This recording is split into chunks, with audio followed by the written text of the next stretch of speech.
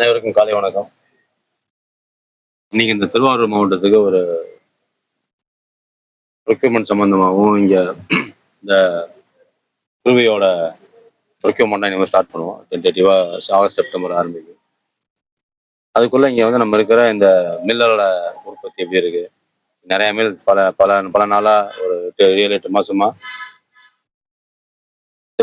சில மில் மணிகள்லாம் ரொம்ப நாளா வந்து வச்சிருக்கோம். அதெல்லாம் வந்து அரிசியா மாற்றி ஆலையில கொடுத்து இப்போ பிரைவேட் மில் இருக்கும். இந்த மில்ல இருந்து நிவேதா மில் வந்திருக்கும். இங்கே மில் ஓனரை மீட் பண்ணி பேசினேன். இங்க இருக்கிற ஹல்லிங் பண்ண ஆலை அரவு பண்ண நெல்லெல்லாம் அரிசியெல்லாம் மற்ற இடங்களுக்கு குரோனுக்கு அனுப்புறதுக்கும் இங்க இருக்கிற நெல்மணிகள் பொறிக்கக்கூடிய நெல்மணிகள்லாம் ஹல்லிங் பண்ணுறதுக்கும் அக்ரிகல்ச்சர் டிபார்ட்மெண்ட், நம்மளோட மில் டிபார்ட்மெண்ட், பிடிசி குரோன் சம்மந்தமாக எல்லாத்தையும் பேசுறதுக்காக வந்திருக்கோம். எல்லா இடங்கள்லையுமே என்னெல்லாம் குறைகள் இருக்கு, எப்படியெல்லாம் நம்ம டிபிசியோட எப்படி செயல்பாடு எப்படி இருக்கு, என்னெல்லாம் டெவலப்மெண்ட் பண்ணலாம், எங்கெங்கெல்லாம் தேக்க நிலை இருக்கு, எங்கெங்கெல்லாம் டெவலப்மெண்ட் பண்ணணுங்கிறதுக்காக எல்லா இடங்கள்லையுமே அக்ரிகல்ச்சர்லேருந்து எங்களோட வேர்ஹவுஸ் டிபார்ட்மெண்ட்லேருந்து ஹல்லிங் ஏஜென்சிலேருந்து எங்களோட ஓன் என்வாரன்மெண்ட் இருக்குங்க. பிரைவேட் ஹல்லிங் மூலம் 24 இருக்கு. இது எல்லாத்தையுமே எப்படி நம்ம ஒரு துரிதமாக சிறப்பாக மேனேஜ் பண்ண முடியுங்கிறதுக்காக ஒரு மூலம் அட்வைஸ் பண்ணியிருந்தாரு. இந்த டெல்டா மாவட்டங்கள் எப்பவுமே இந்த சீசன் வரும்போது மழை நனைஞ்சிருச்சு, விவசாயி கொண்டு வந்திருக்காங்க, மழை நனைஞ்சு போச்சு, இடம் கொடுக்கல, அது இதை வந்து ப்ரொக்யூர் பண்ணல, இடம் நிறைய டிஃபிகல்ட்டிஸ் இருக்கும். இந்த தடவை அதெல்லாம் இது வரக்கூடாதுங்கிறதுனால கடந்த 2-3 மாசமாவே நான் இந்த 2-3 இடங்கள்ல போயிருந்தேன். எக்ஸாம்பிள் தஞ்சாவூர் வந்திருந்தேன், நாகப்பட்டினம் போனோம். எல்லா மாவட்டமும் போயிட்டு பார்த்து செக் பண்ணிட்டு வந்துட்டு இப்போ திருவாரூர் மாவட்டம் வந்திருக்கேன். எல்லா இடங்களையும் டிபிசியில் வந்தால் ஒரு ஃபார்மருக்கு நெல் கொண்டு வந்தாங்கன்னா அந்த ஃபார்ம் கொண்டு வர நெல்லை எந்த சூழ்நிலையிலையும் ரொம்ப நேரம் காக்க வைக்காம அதை உலர வச்சு அதுக்குண்டான மாய்ச்சர் லெவல் ஈரப்பதம் அது வந்த உடனே அதை கரெக்டாக உடனே தூசியெல்லாம் கிளீன் பண்ணி இங்கெல்லாம் அவங்களுக்கு பண்ணி கொடுத்துருக்கோம். அதே போல இங்கேயும் இங்கே வந்து கிட்டத்தட்ட நம்ம இந்த சீசனில் ஒரு 141 டிபிசி திறந்து வச்சிருக்கோம் இந்த சீசனுக்காக. இன்னும் அந்த ஆகஸ்ட் செப்டம்பர்ல இன்னும் கிட்டத்தட்ட ஒரு 50 டிபிசி ஓப்பன் பண்ணுறதுக்கு பேசிட்டு இருக்கோம். எல்லா டிபிசிலையுமே கிட்டத்தட்ட 190 டிபிசி வரும் இந்த சீசன் செப்டம்பருக்குள்ள. மேற்கொண்டு அதிகமாக தேவைப்பட்டா இன்க்ரீஸ் பண்ணுவோம். 191 டிபிசி சென்டர்ஸ்லையும் எங்கெல்லாம் விவசாயிகள் வந்து நெல் கொடுக்குறாங்களோ அந்த நெல்லை ரொம்ப ஈரப்பதம் எக்ஸாம் மழைகளை பெஞ்சிருக்கும், ஈரமாக இருந்தால் கூட ஈரமான நெல்களை நம்ம அக்ரி டிபார்ட்மெண்ட் சொல்லியிருக்கோம், விவசாயம் வேளாண்மை பேசியிருக்கோம். அவங்கள்ட்ட வந்து அந்த நெல்மணிகள் ஈரமான 22% மாய்ச்சல்ல ஈரப்பதமா வந்ததுன்னா அதை உடனே ட்ரை பண்ணி இந்த ட்ரையர் லெவலில் கொண்டு வந்து ஸ்டோர் பண்ணணும். அடிப்படையாக என்ன பண்றோம்னா இந்த கடந்த காலங்களில் வரும்போதெல்லாம் அதிக ஈரப்பதம் உள்ள நெல்லை உடனே நம்ம மூட்டை பிடிச்சிடுறோம், பேக் பண்ணி வச்சிடறோம். அந்த பேக் பண்ணிக்கிற நெல்மணிகள் தான் நம்ம குளோன் வரைக்கும் அதை இந்த மாதிரி ஹல்லிங் ஏஜென்சி கொடுத்து அரவு பண்ணும்போது குவாலிட்டி மோசமான குவாலிட்டியாவோ கலரான ரைஸாவோ வருது. அதெல்லாம் சீர்படுத்துங்கிறதுனால டிபார்ட்மெண்ட் சொல்லியிருக்கோம், விவசாயம் பண்ணி சொல்லியிருக்கோம். நம்மளோட டிபிசி சென்டர்களையும் சில முன்னேற்பாடு பண்றோம். இங்கெல்லாம் ஈரமான நெல்லுகள் வருதோ ஈரமான நெல்லுகளை கொண்டு வந்து உடனே அங்க இருக்கிற ஓப்பன் கிடங்களை காய வைக்கிறது, இயற்கையா உலர வைக்கிறது, உலகக்கலங்கள்லாம் அக்ரி டிபார்ட்மெண்ட் மூலமா பண்ணி வச்சிருக்கோம் முன்னேற்பாடா. இப்போது ரொம்ப ஈரமா இருந்தா கூட உடனே அந்த இடத்துல ரொம்ப நேரம் வெயிட் பண்ணோம். நிறைய ஃபார்மர்ஸ் வருவாங்க. இப்போலாம் மிஷின் கிராப்பிங் இருக்கு, மிஷின் அறுவடை இருக்கு. மிஷின் அறுவடை ஒரே நாட்கள் 2-3 நாட்கள் நிறைய ஃபார்மர்ஸ் நெல் கொண்டு வரும்போது அதை மெக்கானிக்கல் கிளீனிங், அதாவது ட்ரையர்ஸ் மூலமா ட்ரை பண்ணி 2-3 மணி நேரத்துக்குள்ள ட்ரை பண்ணி அதை உடனே சுத்தம் பண்ணி கிளீன் பண்ணுறதுக்காக சொல்லியிருக்கோம். சில நாட்கள்ல வந்து என்னதான் ட்ரை பண்ணா கூட அந்த 17%, 60-70%க்குள்ள அந்த ஒரு மாய்ச்சலுக்கான ஈரப்பதத்தை நிலைநாட்டினா மட்டும்தான் நம்ம தரமான அரிசியை, நெல் எவ்வளவு தரமா இருக்கோ எவ்வளவு அந்த ஈரப்பதம் இருக்கோ அதுக்கு தகுந்த மாதிரி ரைஸும் அவுட்புட்டும் மக்களை சென்றடையும் பிடிசி கூட நல்லபடியா இருக்கும்னு ஒரு சிஸ்டமாக ஒர்க் பண்ணிட்டு இருக்கோம். அதுக்காக நம்ம மில் நிர்வாகிகள்லாம் கூப்பிட்டு ஓனர்ஸு கூப்பிட்டு பேசிட்டு இருக்கோம், அக்ரிகல்ச்சர் டிபார்ட்மெண்ட் பேசியிருக்கோம், ஃபாலோ பண்ணுறதுக்கு அதுக்கு சமமாக வந்திருக்கோம்.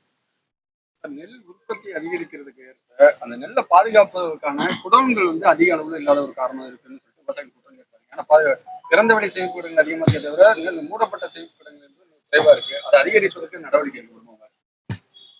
இதில் நம்ம 2 விதமாக பார்க்கலாம். இப்போ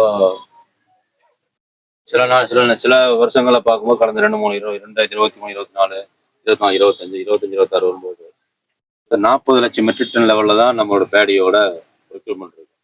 இந்த ஆண்டு அதாவது மழை கொஞ்சம் அதிகமா இருந்தது, ஈரப்பதம் நல்லா இருக்கு, போர்வெல் மூலமாக சில விவசாயம் நிறைய பேர் பண்றாங்க. கிட்டத்தட்ட ஒரு 60 லட்சம் 60 to 65 லேக் மெட்ரிக் டன்ல சாகுபடி எதிர்பார்க்கும்.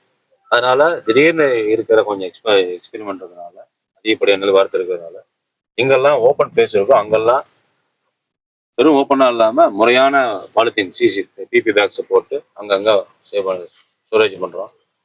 இந்த ஸ்டோரேஜ் பண்ணதை கரெக்டான முறையில் அங்கங்கே அறவை கொடுத்து ஃபாலோ பண்ணிடுறோம். சஃபிஷியண்டான ஜென்ரலாக ரெண்டு சொல்லுவோம், டிபிசி சென்டர் போகும்போது டிபிசி ஓப்பனாக தான் நெல் இருக்கும். ஏன்னா மக்கள் விவசாய ஃபார்மை கொண்டு வராங்க, அது கொண்டு வந்ததை அவங்க ஈரப்பதமாக சம்டைம் கட் பண்ணி கொண்டு வருவாங்க, அல்லது மிஷின் கட்டிங் மூலமாக பண்ணி வரும்போது கொஞ்சம் ஈரமாக இருக்கும்.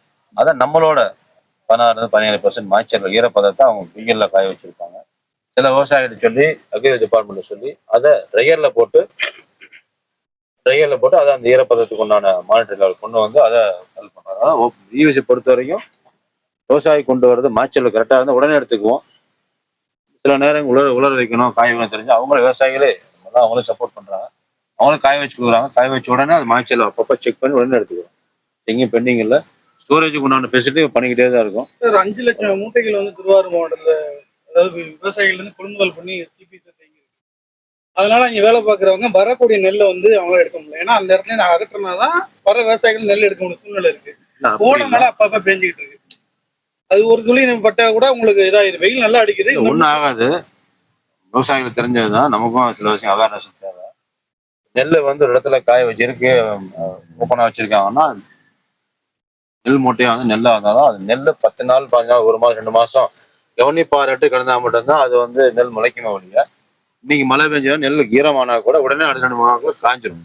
அப்படி காயாட்டாலும் ட்ரையர்ல போட்டு எடுத்துட்டு போய் ட்ரையர்ல போட்டு அதை காய வச்சு பேக் பண்ணிக்கலாம். இப்போ நீங்க 5 லட்சம் மெட்ரிக் டன்ல 5 லட்சம் மூட்டை இருக்குங்க. யூஸ்வலா எங்கெல்லாம் அதிகப்படியான மூட்டைகள் இருக்கோ இந்த போன சீசன்ல கடந்த ஆட்சி காலங்களில் 7-8 லட்சம் மீட்டர் போன செப்டம்பர்ல இருந்து ஒரு 7-8 லேக் மெட்ரிக் டன்ல இந்த பர்டிகுலர் டெல்டா மாவட்டத்தில் மட்டும் தேக்கமா இருக்கு. அதுக்கு நான் முன்னேற்பாடு எடுத்துக்கிட்டு இருக்கோம். முதலமைச்சர்கிட்டையும் பேசியிருந்தோம். பழைய அரிசிகள் பழைய நெல்மணிகளை எங்கெல்லாம் தேக்கமா இருக்கோ அதெல்லாம் ஹல்லிங் பண்றதுக்கும் அதை ஸ்டோரேஜ் பிளேஸுக்கு மாற்ற நடவடிக்கை எடுத்துக்கிட்டு இருக்கோம். இனி வருங்காலங்களில் இந்த மாதிரி எங்கும் தேக்கம் இல்லாம கூடிய சீக்கிரம் நெல் ஒரு ஊழல் இல்லாம வந்து இந்த சிஎம் வந்து ஆட்சி இருந்தாங்க. ஆனா இப்ப நம்ம கார்பரேஷன் சேர்மன் உமாநாத் வந்து 1500 கோடிக்கு டெண்டர் எடுத்துட்டு அதுல வந்து L1 1.5% கமிஷன் வாங்கியிருக்கா சொல்லி நேற்று சவுக்கு சங்கம் சொல்லியிருக்காங்க. அது பத்திரிகை நம்பர்கள்லாம் தெரிஞ்சதுதான். பத்திரிகைங்கிறது ஒரு ஒரு ஓப்பனான டிபேட்டான ஒரு யாரும் எனக்கு கருத்துக்களே சொல்லலாம். ஆனா ஃபோரம்னு வரும்போது அதுக்கு நான் டாக்குமெண்ட்ரி ப்ரூஃபையோ பேப்பர்ஸோ கொடுக்கும்போது நம்ம முதலமைச்சர் அவர்கள் கண்டிப்பா ஸ்டெப்ஸ் எடுத்து பண்ணுவோம். நம்ம முதலமைச்சர் எப்போ சொன்னதுதான், போன அசம்பிளி கூட பேசியிருக்காரு. நம்மளோட கவர்னர் உரைக்கு பதில் சொல்லும் தீர்மானத்தை சொல்லியிருக்காரு. ஊழல் இல்லாத ஆட்சியும் கமிஷன் கரப்ஷன் எல்லாமே அவாய்ட் பண்றதுக்காக எல்லா முயற்சி எடுத்துட்டு இருக்கோம். பார்ட்டி ஃபண்டோ மினிஸ்ட்ரி ஃபண்டோ எதுவுமே இல்லைன்னு தலைவர் தெளிவாக சொல்லியிருக்காரு. அவர் சொன்னது பிறகு நாங்களும் எல்லா இடங்களையும் இதே பயனை தான் கொண்டு வரோம். இதுதான் எல்லாரும் பேசுவோம் சொல்லுவோம். சில பேர் சொல்லியிருக்காருன்னா அவர் கொடுத்த லிஸ்ட் இருந்தாங்கன்னா தகுந்த மாதிரி நடவடிக்கை கண்டிப்பாக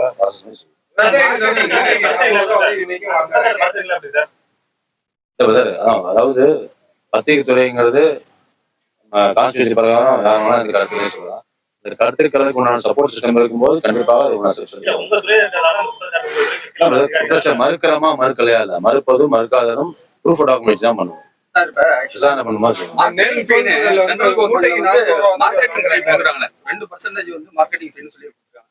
தெலுங்கானாவா இருக்கட்டும், ஆனா அது தமிழ்நாட்டுல நம்ம 2% மார்க்கெட்டிங் ஃபீ நம்ம வாங்குறது இல்லை. இதனால என்ன காரணம், எதுக்காக நம்ம அதை பண்ணணும்? ஏன்னா 4 நாட்களுக்கு முன்னாடியே நான் வந்து துறை ரீதியான 3 டிபார்ட்மெண்ட் சேர்ந்து மீட்டிங் போட்டோம். அக்ரிகல்ச்சர் டிபார்ட்மெண்ட், கோஆபரேட்டிவ் டிபார்ட்மெண்ட், எங்களோட துறையும் சேர்ந்து மீட்டிங் போட்டோம். அதுலயும் சம்மந்தப்பட்ட டிபார்ட்மெண்ட் வந்து நாபார்டு வந்து வந்திருந்தாங்க, NCC வந்திருந்தாங்க, எல்லா துறையும் வந்திருந்தாங்க, பேசிட்டு FCI டிபார்ட்மெண்ட் வந்திருந்தாங்க. அவங்கள்ட்ட பேசுறோம். அவங்களும் இந்த நீங்க சொன்ன 2% சொல்லியிருந்தாங்க. டிஸ்கஸ் பண்ணிக்கிட்டு இருக்கோம். இனி வருங்காலங்களில் எது பெஸ்ட் பண்ண முடியுமோ அவங்க முதலமைச்சர் கேட்டுட்டு கண்டிப்பா ரூபா வந்து நெல் வந்து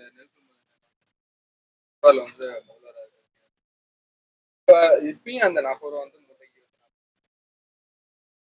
எந்த மாதிரி நடவடிக்கை எல்லாம் இருக்கும்? ஒரு சில இடங்கள்ல 50 ரூபா வரைக்கும் அங்கே சொல்லி கொடுத்தாரு. நிறைய இருந்திருக்கும். பட் நம்ம ஆட்சி அமைஞ்சதுக்கு அப்புறம் நான் பல இடங்களுக்கு சுற்றுப்பயணம் போறேன், பல மக்களை சந்திக்கிறேன். கடைநிலை ஊழியர்ல இருந்து இருக்கிற ஒரு விவசாயம் பண்ணி வரைக்கும் எல்லாத்தையும் பார்க்குறேன், எல்லாத்தையும் பேசுறேன். எல்லா இடங்களையும் நீங்க சொல்ற அந்த புராணம் இல்லை. நான் கூட நேற்று பேசும்போது போயிட்டு வந்தேன். நேற்று நம்ம சென்னை பகுதியிலையும் பார்த்தேன், எல்லா மாவட்டம் பார்க்குறேன். மோரோவர் இப்போ நம்ம சொன்ன மாதிரி ஒரு வாரத்துக்கு முன்னாடி எல்லா அமைச்சர்களும் ஃபோன் நம்பர்ஸையும் நம்ம பப்ளிக்காக கொடுத்துருக்கோம். எனக்கும் நிறைய பேர் ரேஷன் ஷாப்லேருந்து கால் பண்ணுறாங்க, டிபிஎஸ்லேருந்து விவசாயி கூப்பிட்டாங்க. நேற்று கூட டிபிஎஸ் விவசாயி கூப்பிட்டாங்க. இந்த மூட்டைக்கு 4 ரூபா, 40 ரூபா, 50 ரூபா எங்கேயுமே இல்லை, அதெல்லாம் அகற்றப்பட்டது.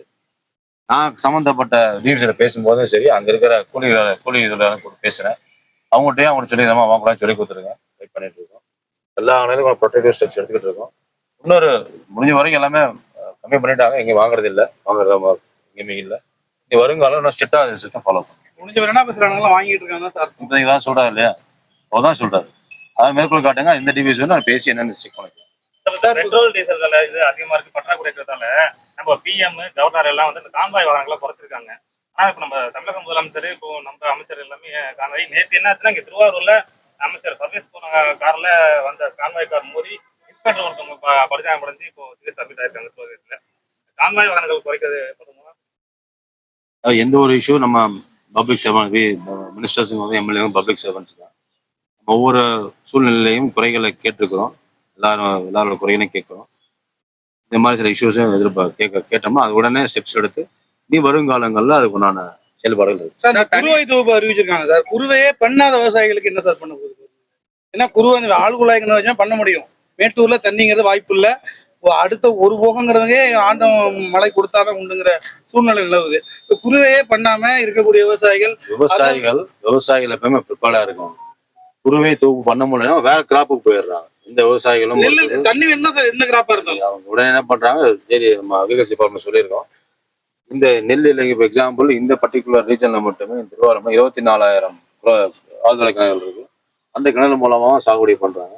சில விவசாயிகள் மற்ற கார்ப்புக்கு போறாங்க, சில விவசாயிகள் மற்ற வேலையிலும் பாக்குறாங்க. சிஎம் சொன்னதுக்கு அப்புறம் தான் நாங்க பயிர்ல ஆரம்பிச்சிருக்கோம். ஆனா இது வரைக்கும் எங்களுக்கு தண்ணி வந்த பால்ல மோட்டரால் தண்ணி வைக்க முடியல, பாலமா வெடிச்சிருக்கு சொல்லி மின்சாரம் முறையா வழங்கப்படணும். சரியான மின்னழுத்தத்தை கொடுத்தா அதுக்கு ஒரு வாரத்துக்கு முன்னாடி தான் நம்மளோட மாண்புமிகு அமைச்சர் வந்து மின்துறை அமைச்சர் வந்து எல்லாருக்கே கொடுத்துருக்காரு. அதுக்கான ஸ்டெப்ஸ் எடுத்துக்கிட்டு இருக்கோம். வெகு சீக்கிரமாக ஒரு 2-3 நாட்களில் அதுக்கான தீர்வுகளை கண்டிப்பா. சார் தனியார் அரவை மில் உரிமையாளர்கள் தரமற்ற நெல்லை கொடுத்து தரமான அரிசியை வந்து கொடுக்க வேண்டும் அப்படின்னு ஏற்கனவே நீங்க போன குருவையில் வந்த நெல், அந்த நெல்லை தான் முக்கியமா சொல்றாங்க. இந்த வீணா போன நெல்லை கொடுத்துட்டு தரமான அரிசியை கொடுக்கணும் கட்டாயப்படுத்துறாங்கன்னு ஒரு குற்றச்சாட்டு வைக்கிறாங்க. அதுக்கு என்ன மாதிரியான நடவடிக்கை இருக்கு? பசங்களாம் இருக்காங்க, எல்லாரும் இருக்காங்க. அதான் இந்த ஆலையில நம்ம அதுக்கான பேட்டியும் இருக்கு. அதுக்காக தான் இந்த பிரைவேட் மில்லில் மீட்டிங் போடுறதுக்கு காரணம் அதனால தான் போட்டுருக்கோம். பழைய நெல்மணி எப்படி வந்ததுன்னா, ஏன் அது வருதுன்னா, பழைய குருவையில ஈரமான நெல்லை பிடிச்சிருக்கோம். ஈரமான நெல்லை வந்து ஹல்லிங் கொடுக்கும்போது ஒரு 15 to 16% டிஸ்கலர்ட், அதாவது கருப்பு அரிசியில் வரும். அதில் இவங்களுக்கு லாஸ் இருக்குன்னு சொல்லியிருந்தாங்க.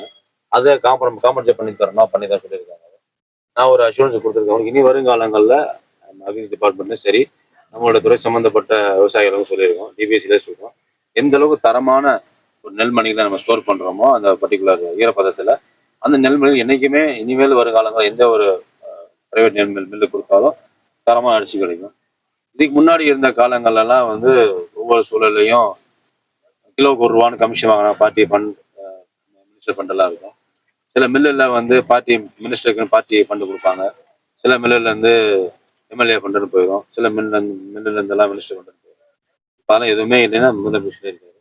இதில் தெளிவான பார்வையில் எல்லா மில் ஓனர்ஸும் பேசியிருக்கோம், சொல்லியிருக்கோம். இனி வருங்காலங்களில் இந்த மாதிரி டிஸ்கலர்டு, இந்த மாதிரி கருப்பரிசிகள், இந்த மாதிரி தரமில்லாத நெல்மணிகளை ப்ரொக்யூர் பண்ணும்போது தான் அந்த ப்ராசஸ் வருது. அதை வராத அளவுக்கு முன்னேற்பாடாக ப்ரொக்யூர் பண்ண சொல்லியிருக்கோம். இனி வருங்காலங்களில் இது சிறப்பாக இருக்கும். சார் டெல்லி சிறப்பு பிரதிநிதியா ஒரு தமிழரை நியமிக்காம ஆந்திராவில் இருக்கிற கர்நாடகாவில் தொழில் பண்றவர் நியமிச்சிருக்காங்கன்னு இங்க உள்ள உங்க கூட்டணி கட்சி உங்களுக்கு ஆதரவு கொடுத்த இந்திய கம்யூனிஸ்டுடைய மாநில செயலரோட இன்னைக்கு பரிசீலிக்கன்னு சொல்லியிருக்காரு. தமிழ்நாட்டில் யாருமே இல்லையா சார்? அதாவது நான் ஒரு விஷயம் எப்பவுமே அதில் கருத்து சொல்ல விரும்புவேன். என்னன்னா, இப்போ தமிழகத்துல நம்ம மாண்பு முதலமைச்சர் ஒரு சார்பாக ஒரு அமைச்சரவை, ஒரு அரசாங்கம் இருக்கு, அமைச்சர் இருக்கு. இதில் நாங்களாம் இருக்கோம். எங்களெல்லாம் தமிழா, தெலுங்கா, கன்னடமா, மலையாளமா, அந்த ஜாதியோ மதமோ கலரோ பார்த்து எங்க முதலமைச்சர் தெரிஞ்சிருக்கு. ஒவ்வொரு எம்எல்ஏவும் அவர் தேர்ந்தெடுத்து இந்த எம்எல்ஏ இவர் வந்து நல்ல மக்கள் சர்வீஸ் பண்ணுவார் நோக்கத்தோடு செய்கிறார். அதே போல அமைச்சரை வைக்கும் போதும் அவர் எந்த ஜாதி பாகுபாடு பார்த்தெல்லாம் கலர் வைக்கிறது. அவரை பொறுத்தவரைக்கும் இந்த அமைச்சர் இந்த துறைக்கு நல்லா செயல்படுவார் அவர் தேர்ந்தெடுத்து நியமிக்கிறார். அதே போல ஒவ்வொரு துறைகளும் செக்ரட்டரிஸ் அப்பாயின்ட் பண்றோம். ஒவ்வொரு துறையும் அவரை தேர்ந்தெடுத்து இவங்களுக்கு இந்த துறை சிறப்பாக இருக்கும், சிறப்பாக செயல்பாடு இருக்கும் பண்றாரு. அதே போலதான் இந்த பிரதிநிதிகளும். இல்ல சார், நீங்க எல்லாம் தமிழ்நாடு பிரதிநிதி அதான் டெல்லிக்கு போறவர் அதான் சொல்லுவாங்க. தலைவர் என்பவர் எங்க மாண்பு முதலமைச்சர் அவர்கள் இந்த துறையும் இந்த வேலைகளும் இவருக்கு கொடுத்தா நல்லா இருக்கும்னு பாக்குறாரு. ஒழிய நீங்க சொல்ற மாதிரி கர்நாடகாவா, ஆந்திராவா, தெலுங்கானாவா, டெல்லியான்னு பார்த்து பண்றது. தமிழக மக்களுக்கும் தமிழ்நாட்டு மக்களுக்கும் என்னெல்லாம் கிடைக்கும், தமிழ்நாடு இப்ப முன்னேற்ற கொண்டு போலாங்கிறதுக்கான பிரதிநிதிகளை தேர்ந்தெடுத்து நியமிக்கிறார். அது நம்ம வந்து தமிழ்நாட்டு மக்களோட நல்ல விஷயங்களுக்காகவும் கவர்மெண்டோட ஆக்டிவிட்டிக்காக தான் பார்க்க முடியும். நம்ம கலர் பிரிக்க கூடாது. எல்லாருமே இந்தியன் தான் இருக்கும். தமிழ்நாட்டுக்கு என்ன பெஸ்ட் ரிசல்ட்ஸ் கொடுக்க முடியுங்கிறத நம்ம முதலமைச்சர் சிந்திக்கிறார். அதுக்கு தகுந்த மாதிரி ஆள் அப்பாயின்ட் பண்ணி பண்றாரு. ரிசல்ட்டை தான் பார்க்கணும் மொழியே அப்பாயின்ட் பண்ணும்போதே மதம், ஜாதி, மொழி இதெல்லாம் பார்த்துட்டோம் நம்ம அடுத்த மூவ்மெண்ட் ஆக நம்ம பொறுத்தவரையும் ஒரே தமிழ்நாட்டில் இருக்கிற பல கடன்கள் தீர்வு கொடுக்கணும். இங்க இருக்கிற மக்களுக்கு எப்படி கரப்ஷன் இல்லாத கவர்மெண்ட் கொடுக்க முடியும், எப்படி டிரான்ஸ்பரண்டான கவர்மெண்ட் கொடுக்க முடியுங்கிற தலைவர் ரொம்ப உன்னிப்பாகவும் ரொம்ப தெளிவாகவும் அது நம்ம சப்போர்ட் சிஸ்டமா இருந்து அவருக்கு ஹெல்ப் பண்ணுவோம். அதிமுகவிலிருந்து 2 எம்எல்ஏக்கள் வந்து ராஜினாமா செஞ்சுட்டு வந்தா நேரடியா அந்த இடத்துல வந்து நான் வந்து தேர்தல் பிரச்சாரம் பண்ணுவேன்னு சொன்னதாக விஜய் சொன்னதாக வைகோ சொல்லியிருக்காரு. இது குதிரைப்பேர் நடத்துவதாக சொல்லி எதிர்கட்சி குற்றம் சாட்டுறாங்க. எப்படி பாக்குறீங்க? இதெல்லாம் வந்து பத்திரிகை செய்திகள் தான். பத்திரிகை செய்தியில பாக்குறோம். இந்த தலைவர் அவர்கள் முதல்ல சட்டமன்ற அலுவலர் சொன்னாரு, இந்த தமிழக வெற்றி கழகத்தின் அரசாங்கம் குதிரை வேகத்தில் செல்லும் அரசாங்கம் தான் சொல்லியிருக்கோம். நம்ம போன தடவை அசம்பிளியில் பேசும்போது கூட நம்ம மாண்புமிகு ஸ்பீக்கர் சார் சபாநாயகர் சொல்லியிருக்காரு, இந்த குதிரை கழுதைகள் எல்லாம் இங்கேயுமே வேலை கிடையாது. இந்த அரசாங்கம் பொறுத்த வரைக்கும் முதலமைச்சர் அமைச்சர் அரசாங்கம் குதிரை வேகத்தில் சிறப்பாகவும் மக்களுக்காக டிரான்ஸ்பரண்டா செய்யும் அரசாங்கம் சொல்லியிருக்காரு. அதுல முனைப்பாகவும் துரிதமாகவும் சரி. ராசிமணல் பகுதியில் அணை கட்டுறது அப்பயே காமராஜர் அடிக்கல் நாட்டினாரு. அதுக்கு பிறகு யாருமே ஸ்டெப் எடுக்கல. அதே சமயத்துல இந்த அரசாங்கம் ஸ்டெப் எடுத்தாங்கன்னா அந்த இடத்துல அணை கட்டினா கர்நாடகம் யூஸ் ஆகும், தமிழ்நாட்டு யூஸ் ஆகும்னு ஒரு தமிழ்நாடு சார் பேசியிருந்தாரு. சில மற்ற அரசியலும் பேசியிருக்காங்க.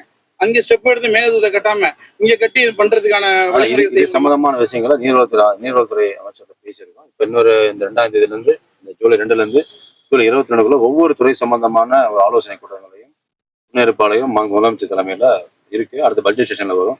அதுல இதுக்கு உண்டான ஸ்டெப்ஸ் எல்லாம் நீங்க சொல்ற கருத்துக்களையும் ஒரு பாயிண்டா வச்சிருந்து வருங்காலங்கள்ல நடவடிக்கை எடுத்து கர்நாடகால வந்து அவங்க அறிக்கை கொடுத்துருக்காங்க. தமிழ்நாட்டுக்கான தண்ணி இருக்குன்னு சொல்லிட்டு அவங்க சொல்லிருக்காங்க. நம்ம உரிய தண்ணியை வந்து ஒதுக்கணும்னு ஆணையம் சொல்லியுமே இது வரையும் நடவடிக்கை இல்லை. பட் நம்ம தமிழக அரசு இதுக்கான எந்த மாதிரியான அழுத்தத்தை கொடுத்துருக்கு? அதுதான் நம்ம தலைவர் போன தடவை முதலமைச்சர் அவர்கள் சட்டமன்றத்தில் சொன்ன மாதிரி தான் மேகதாதுக்கும் தீர்மானம் கொடுத்துருக்கோம். வருங்காலங்களில் ஒவ்வொரு துறைகளையும் ஒவ்வொரு சிறப்பான சேவைகளையும் மற்ற மாநிலங்களும் எல்லா ப்ராசஸும் கண்டிப்பாக சிறப்பாக இருக்கும். அமைச்சர்கள் வந்து விவசாயிகளை நேரில் சந்திக்கணும்னு சொல்லி இப்போ வேளாண் துறை அமைச்சர் இங்க பக்கத்துல தான் இருக்காங்க. விவசாயம் அவ்வளவு பாதிக்கப்படுது. இது வரைக்கும் வேளாண் துறை அமைச்சர் இங்க வரவும் இல்லை நீங்க உயர்கல்வித்துறை அமைச்சர் இப்ப நீங்க வந்துருக்கீங்க, 2 பேரும் வந்திருக்காங்க. அப்படி இல்ல, விவசாயம் சந்திக்கலங்கிறாங்க. நான் போன தடவை கூட விவசாயம் சந்திக்காம இல்ல, எல்லாருமே நானும் விவசாயம் சந்திக்கிறேன். அதாவது ஒரு துறை அமைச்சர் தான் பார்க்கணுங்கிறதே இல்லை. இப்ப வந்து நம்ம நண்பர் நம்ம மாண்பு அமைச்சர் வந்து வினோத்தை போட்டிருக்கோம். அவர் வந்து அந்த மாவட்டத்தை இன்சார்ஜா போட்டிருக்கோம். அவர் மட்டும் இல்ல, அந்த எல்லா அமைச்சர்களும் துறை ரீதியான மீட்டிங் மட்டும் இல்லாமல் எல்லா விவசாயியை பார்த்து பேசிட்டு தான் வந்தேன். ஜேடி டிபார்ட்மெண்ட் கூப்பிட்டுருக்கோம். எல்லா துறைகளும் எல்லாரும் கலந்து ஆலோசனை பண்ணி டிஸ்கஸ் பண்ணி தான் பண்றோம். யாரையும் தவிர்த்து இங்க அரசியல் பண்றதோ போவோ இல்லை. எல்லா மக்களும் சந்திக்கிறோம், பேசுவோம். சார், டிஎன்சிசியில் உள்ள குடவுல மட்டும் தானே நெல்லை சேமிச்சிருக்கீங்க. மார்க்கெட்டிங்ல எவ்வளவு குடவுகள் இருக்கு, அதை 2 கம்பைன் பண்ணி அதில் வச்சோம்னா நெல் பாதுகாக்க. இதுதான் சொல்ல வந்து இங்கேயே நம்ம திருவாரூர் மாவட்டத்துக்கு அதை 7 குடோன் பயன்படுத்துறோம். நேற்று நம்ம கம்பைன் மீட்டிங் போட்டிருந்தோம். கோஆபரேட்டிவ் சொசைட்டியில் இருக்கிற குடோனையும் சரி, அக்ரிகல்ச்சர் டிபார்ட்மெண்ட் இருக்கிற குடோனும் சரி, எல்லா குடோன்லையும் நம்ம இங்கெல்லாம் குடோன் அவைலபிள் இருக்கோ அந்த குடோனையும் செயல்பாட்டு கொண்டு வந்துட்டு இருக்கோம். எல்லா குடோன்கள்லையும் மேக்சிமம் லெவலில் பயன்படுத்துறோம். எந்த குடோனும் வேஸ்டாக இல்லை, பயன்படுத்தாமல் இல்லை. ப்ரைவேட் பிளேஸுக்கும் போகிறோம். ப்ரைவேட் பிளேஸ்லையும் நம்ம எங்கெல்லாம் கேப் பண்ண முடியும், எங்கெல்லாம் வருங்காலங்களில் செமி குடோனை உருவாக்க முடியும், எங்கெல்லாம் புது குடோன் கட்ட முடியும் ப்ராசஸ் பண்ணிட்டு இருக்கோம். எங்கள் டிஎன்சிசியோட இன்ஜினியரிங் டிபார்ட்மெண்ட் வந்திருக்கோம். இங்கே 7 குடோன் 8 குடோன் ப்ராசஸ் போயிட்டு இருக்கு. இன்னும் செப்டம்பர் அக்டோபர்ல புதுசாக ஒரு பிளேஸ் கொண்டு வந்து இன்னொரு வருங்காலங்களில் க்ளோஸ்டு குடோனை பயன்படுத்த முயற்சி பண்ணிருக்கோம். லாஸ்டா ஒரு கேள்வி சார், யதார்த்தமான கேள்வி. தமிழ்நாடு நுகர்பொருள் மாநிலத்தில் பிசி ஹெல்பர் வாட்ச்மேன் வேலை பார்க்குறாங்கல்ல, லோடு மேலாம், அவங்களுக்கு போதுமான அளவு சம்பளம் கொடுத்தாலே அவங்க மூட்டைக்கு 40 ரூபா வாங்க மாட்டாங்கிறாங்கன்னு அவங்க தரப்புல சொல்றாங்க. அவங்க கொடுக்குற ஒரு பிசினா 35 அடுத்து 30 அது மாதிரி கொடுத்தாலும் வாங்க மாட்டாங்க. அதுக்கான ஏற்பாடு எதாவது செய்யுமா சார் தமிழக அரசு? அதான் பிசி வந்து அவங்க எல்லாம் என்ன பண்ணுவாங்கன்னா, அந்த சீசனல் ஒர்க்கர்ஸும் சீசனல் ஒர்க்கர்ஸ் சில கேஸ் எல்லாம் ரொம்ப நாளாக நடந்துகிட்டு இருக்கு. அந்த என்னென்ன கேஸ்ன்னு செக் பண்ணி பார்த்துட்டு அவங்களுக்குள்ளான ஸ்டெப்ஸ் முன்னெடுத்து பண்ணி கொடுக்கும். இந்த சூழ்நிலை வந்தாலும் இந்த 50 ரூபா 60 ரூபா 40 ரூபாங்கிறதெல்லாம் வந்து ஊழல் தான். பல ஆண்டு காலமா அது அவங்களுக்கு மட்டும் இல்ல, அங்க இருக்க மாவட்ட செயலாளர்களோ அங்க இருக்கிற ஒன்றிய செயலாளர்களோ வேற ஏதோ மூலமா பல இடங்கள்ல ஊழலா மட்டும்தான் மற்ற கட்சியில போகுது. இங்க சொல்றது அந்த காசு 50 வாங்கினா கூட அவங்களுக்கு போறது இல்லை, அது ஒரு ஊழல் டிபார்ட்மெண்ட்டை போகுது. இதெல்லாம் பண்ணக்கூடாதுங்கிறத தெளிவா சொல்லியிருக்கோம். வருங்காலங்களில் அதுக்கான ஸ்டெப்ஸையும் ரொம்ப சின்சியராகவும் ஹானஸ்டாகவும் ரொம்ப ஃபோர்ஸ்ஃபுல்லாகவும் செய்யும். சார், மக்கள் பிரதிநிதிகள் அதிகாரிகள் இல்லாத தாவக உறுப்பினர்கள் வந்து ஆய்வு சொல்லக்கூடாதுன்னு அமைச்சரும் அந்த ஆய்வு என்பது தொடர்ந்து மக்கள் பிரதிநிதிகள் இல்லாத நபர்கள் வந்து ஆய்வு பண்ணிட்டு இருக்காங்க. எப்படி பாக்குறீங்க? அதுக்கு என்ன நடவடிக்கை எடுக்கப்படும்? மக்கள் பிரதிநிதிங்க எல்லாம் யாருன்னா எம்எல்ஏஸ் எல்லாம் மக்கள் பிரதிநிதி. அவங்க இல்லாத மாவட்ட செயலாளர், ஒன்றிய செயலாளர், மக்கள் பிரதிநிதிகள் எல்லாமே மக்களை சேர்ந்த எல்லா பிரதிநிதிகளும் அங்கங்க உண்டான மக்கள் இன்ஸ்பெக்ஷன் போறது இல்ல, அந்த இடத்துல போய் மக்கள் குறைகளை கேட்டு சால்வ் பண்ணுறோம். இப்போ மாவட்ட செயலாளர் எங்கேயாவது போயிருந்தாலும் அவங்க உடனே கூப்பிட்டு எங்கேயாவது தவறு நடந்தால் உடனே கூப்பிட்டு வன்மையாக கண்டிக்கிறோம். அதுக்கான ஸ்டெப்ஸ் எடுக்கிறோம். இந்த இடங்கள்ல கைட்லைன் சொல்லியிருக்கோம். மக்களுக்கு சர்வீஸ் ஓரியன்டாக போக சொல்லியிருக்கோம். அதுக்கு எங்கெல்லாம் தேவைப்படுதோ அங்கெல்லாம் சர்வீஸ் ஓரியன்டாக மாவட்ட ஜாப் பண்ணுவாங்க. அரசாங்கம் இயங்கும் இடங்களிலோ இல்லை அரசு சார்பு இயங்கங்களிலோ அவங்க போய் எந்த விதமான தவறுகளும் செய்ய மாட்டாங்க.